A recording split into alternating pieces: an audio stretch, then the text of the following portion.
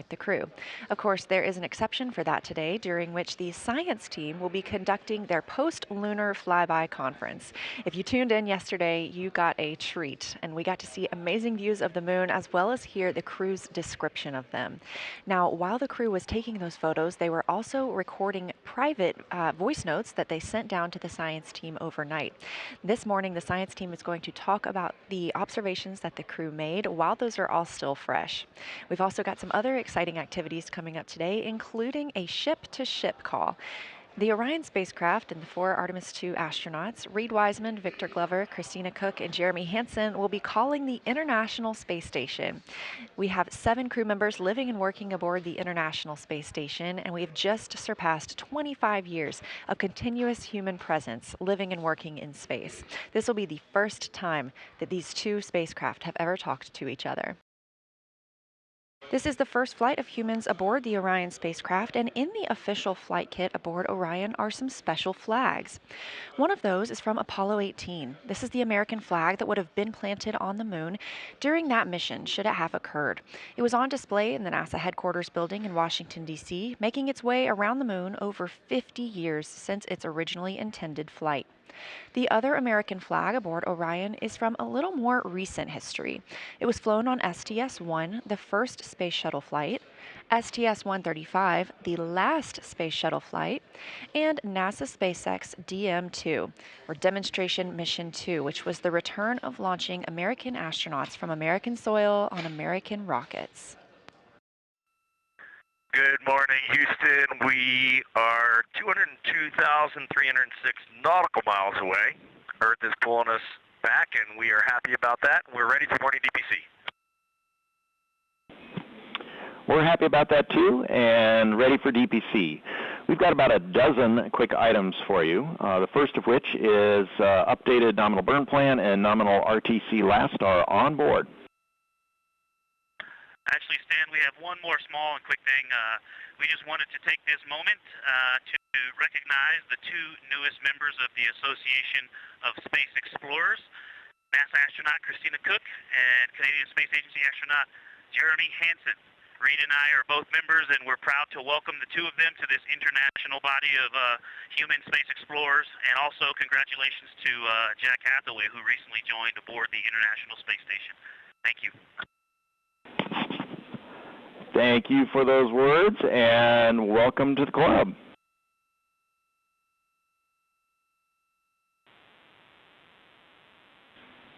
Integrity, this is Houston. Are you ready for the event?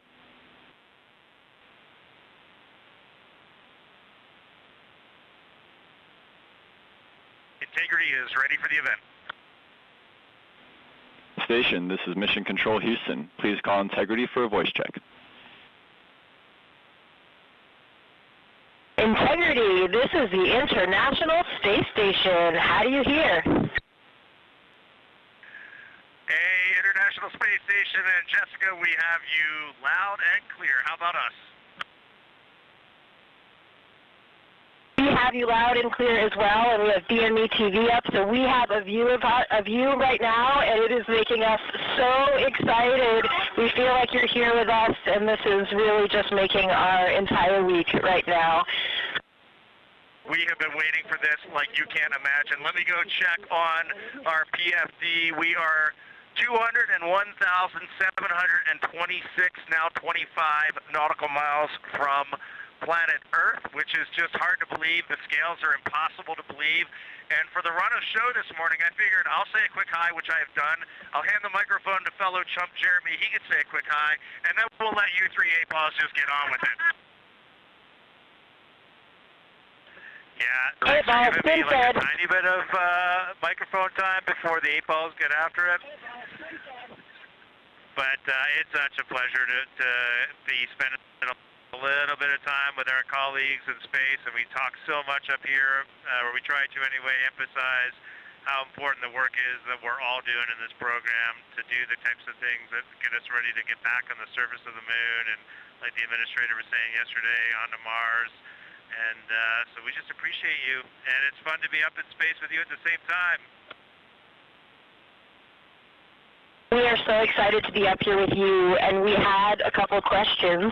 We are wondering we know how fortunate all of us are as humans to come up here and look down at the Earth from above. Every astronaut that comes to space remarks on that, and we really wanted to hear what that felt like, how different that felt now from your new perspective around the moon. Well, I'll start by saying we do miss the ISS. The views there are awesome, being able to see specific places, being able to see your home specifically. So y'all's views are absolutely incredible, and I miss them every day almost.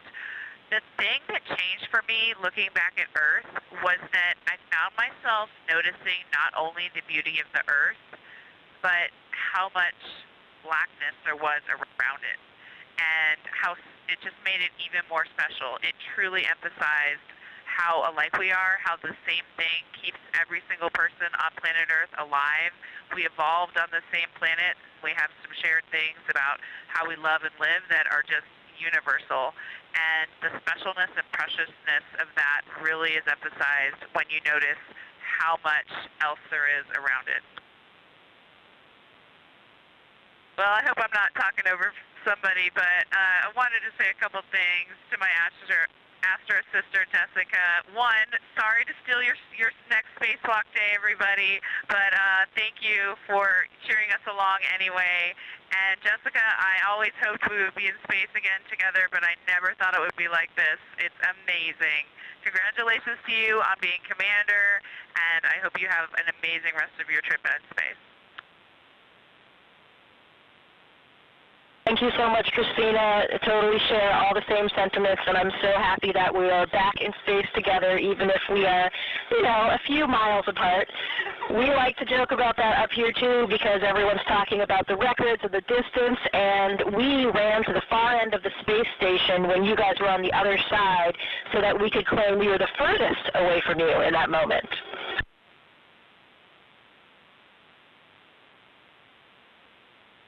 Love all four of you so much. We were doing the same shenanigans here when we got to the furthest point from the moon. I tried to get to the furthest point from Earth. I tried to get to the furthest point in the spacecraft, and my crewmates were clawing me down. And I know that's a joke. We were busy doing science, but we had that same conversation. It was a lot of fun. I don't know how much longer we have here, but from the four members of the spacecraft integrity, we really want to just say our deepest appreciation to the 7 members of the International Space Station, and this has been a true treat. It takes the entire world to do amazing things like this, and to get to come together as this group of people and talk for just a minute at these distances. We are all off the planet Earth right now, and we're all going to go home to that planet, and that is a very special thing. So thank you all for tying in. We are loving all four of you from here, from the space station in low Earth orbit. We'll keep the fires burning here.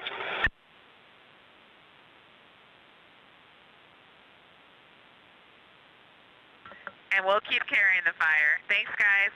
Over and out. Coming up next for the Artemis II crew is a conference with the science team. They will be reviewing what they saw yesterday during their lunar flyby, sharing any findings or interesting information with the science team while it's all still fresh for the crew members. Of course, they have quite a lot of audio recordings that have been downlinked to the science team, and that team has been reviewing and will continue to do so to help them understand what the crew saw and formulate new thoughts about our moon. Integrity science, I have to start with a giant wow. Our whole lunar science team and the broader science community has been pouring out positive feedback and gratitude, so know that what you did yesterday really made a difference scientifically. Also want to say the science team has confirmed the locations of the proposed Integrity and Carroll craters, and it was such a powerful moment here for everybody listening and following along. And then also, just before I dive into the list of questions, we heard both Christina and Victor yesterday commenting that being able to discuss with each other amongst your crew, taking things from observation to inference to hypotheses, really added scientific value, and so we'd love to build on that here. So we'll ask specific questions for you guys, but please treat it like a discussion as we heard you yesterday that enhanced value. When you're ready, I'll dive into our questions. Good. Okay, for Christina and Victor, during Earth Set, we heard you say that the Earth was so bright it made the moon look dark. So you all had the Earth in view during the majority of your flyby. Did you notice any time when the brightness of Earth began to change your view of the moon's brightness? And can you describe how your perception of the moon's color changed as the Earth came closer to the moon? Yeah, absolutely. And essentially, as soon as the Earth became in the view, the easy view, where I didn't have to turn my head, when it was in what I'll call my field of view, not my field of regard, when I could just see it looking straight, the moon was already at a point where I was losing subtle albedo differences. I think it's the angle of incidence. The angle, the sun to the moon didn't change much, but we moved to the side, so we were seeing a different angle, and the color was less apparent. Oriental had also rotated really close to the limb, so a lot of the features that I was looking at were moving away, but I think the change in lighting was due to the angle of incidence, but then when the Earth became apparent, its brightness, it was so bright. It looked out of place. The gray of the moon and the black of space kind of seemed to go together, but then more in the dull sense, but then the vividness and brightness, like the difference between an LED display and a painting, right? You can just do things with light that you can't do with paint colors. The Earth looked out of place, and it just continued to dim the albedo and color that was earlier apparent in the moon. I'm passing to Christina. You saw me nodding vigorously back here. That wasn't just my fantastic listening skills. I was nodding to make sure. Oh, we're not on video. This whole time I've been putting on a show. I was nodding, now you know, because I agreed with everything he said. I'll add a couple thoughts that popped into my mind, which was, I think I made the comment that the moon turned into a sponge of light. In my mind, before the Earth came into view, the moon actually was reflecting light, and it was lit up. As soon as the Earth got close enough to be in my field of view to take them both in at the same time, exactly what Victor said, it dulled, it turned into a sponge. It's almost like it went matte. Next question is for all of you. Ohm crater was observed by all four of you, and we're interested in whether your different viewing angles resulted in how you observed Ohm. Jeremy and Reed saw it first. Were you able to see the ejecta rays, the central peak? And then Christina and Victor, you were next, and you observed Ohm later in the past. Could you resolve similar or different features than what you're about to hear from Jeremy and Reed?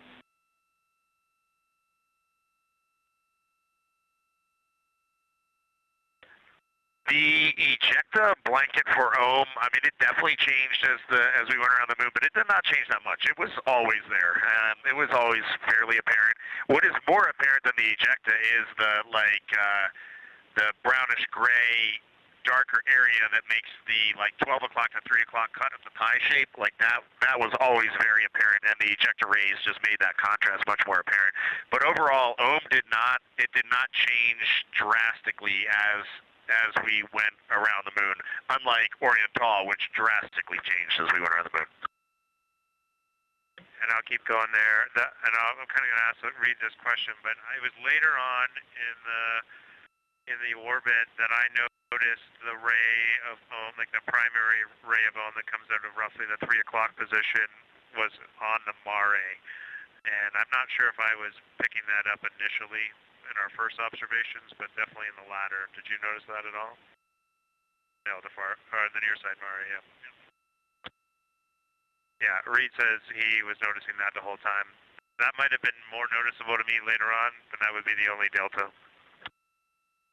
Now this view inside the SER, the Science Evaluation Room, you can see this team of scientists taking a look at one of the photos that the crew shared.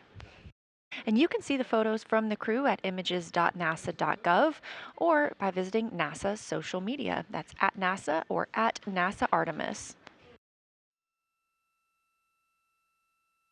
You're now looking at a live view outside the Orion spacecraft, the solar array wing positioned to look at the spacecraft itself.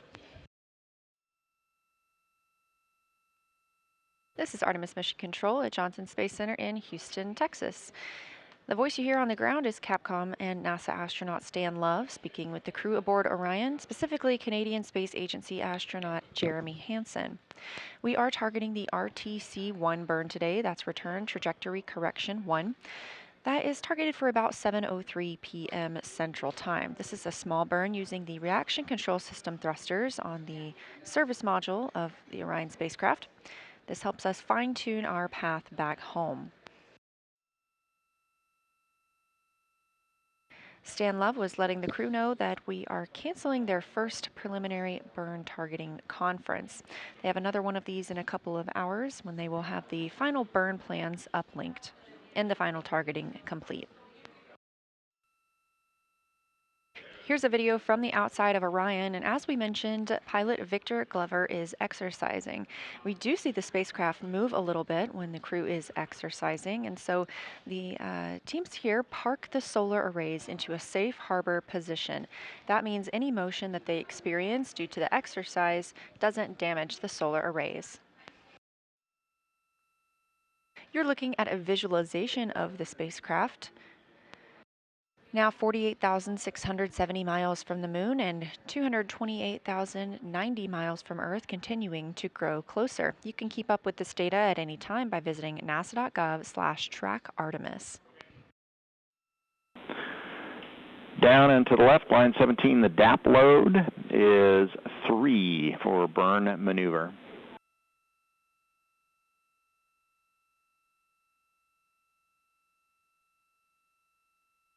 Go ahead. In the guidance solutions section, the delta V tote now 1.4 feet per second. The TIGO is unchanged at 1.5 seconds.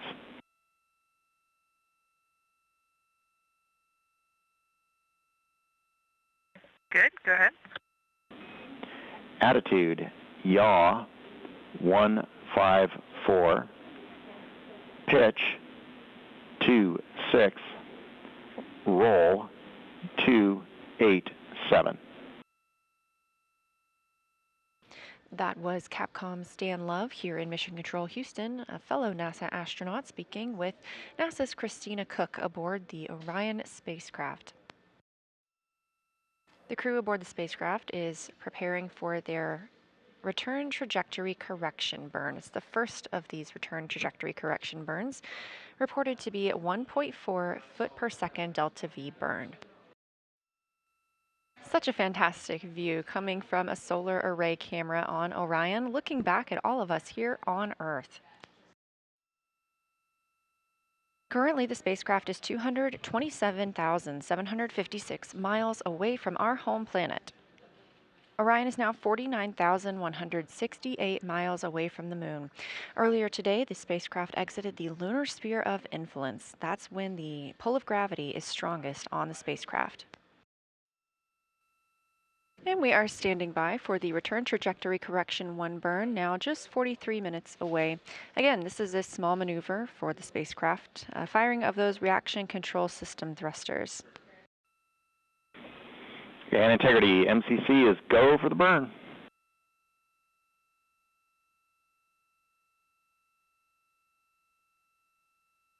Okay, we copy. You're still go, and we're go up here.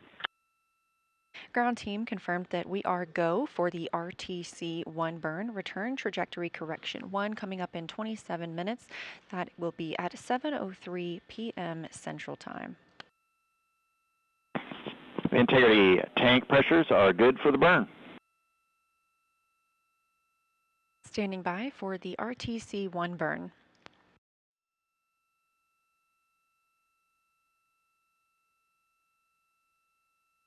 We have ignition and 4 good engines and good control.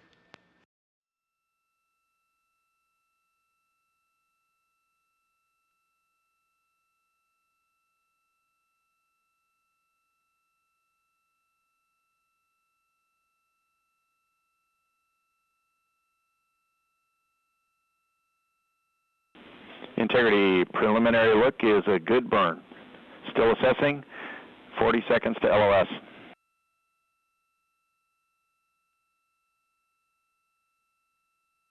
Okay, Stan, we We saw a good burn on board as well. Roger. Confirmation from the crew that they also saw a good return trajectory correction 1 burn coming at 7:03 p.m. Central Time. This view coming from the spacecraft, looking down at the European service module and the solar arrays. This is Artemis Mission Control. We did get final confirmation of that return trajectory correction 1 burn being a successful burn, and it ended up being 1.6 feet per second delta V. We are in a forward link LOS, or loss of signal, and the crew aboard the Orion spacecraft is, Christina Cook specifically, is going to get into some exercise. Again, this is a quiet day for the crew as they had a very busy day yesterday and have some busy days coming up as well. And Reed, we just went around the room. Oh. We are all good. You can begin exercise now if you'd like.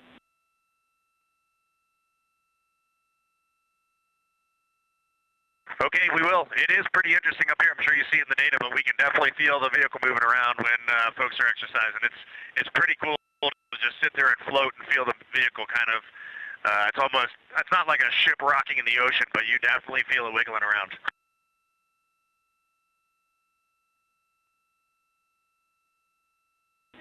We also see it in the SAW video as well as our data, but good to hear your report on it as well.